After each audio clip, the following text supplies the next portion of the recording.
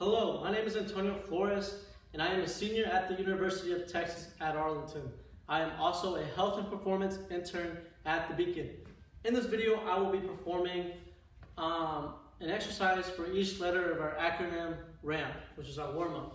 So for our first letter R, raise, we'll be doing some high knees in place. So to start off the exercise, our feet are going to be hip width apart at all times in that range. And we're really going to emphasize on driving that knee straight into the ceiling. As we drive the knee into the ceiling, our opposing arm is following, having a cheek-to-cheek motion. So we're going to be alternating at a very high tempo. So let me demonstrate a few reps for you real quick.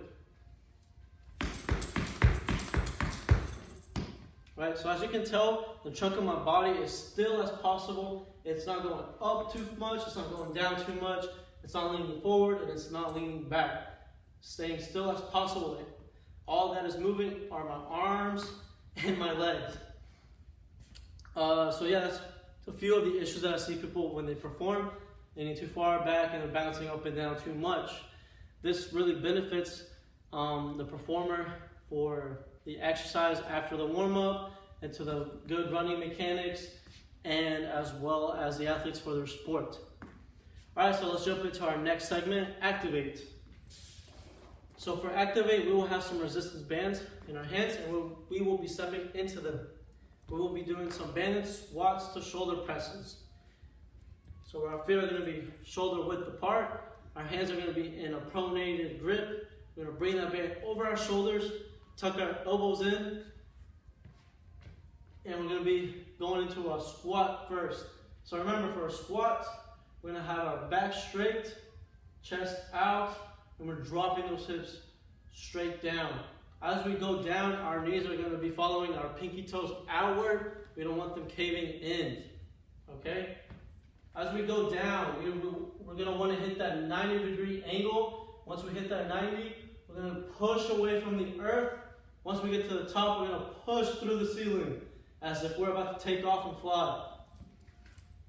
Now, this exercise I really like for activation because it gets the most bang out of your buck, right? We're activating upper body muscles as well as lower body muscles. So yeah, it's just a really overall great exercise to really add into our activation segment. Next, we have mobilize. We will be needing a PVC pipe or a mobility stick like this right in front of us. Our feet are going to be hip width apart. We will be performing some pass-throughs. So for our shoulder joint mobility, right? So our hands are going to be in that pronated position. So over, right? Over grip.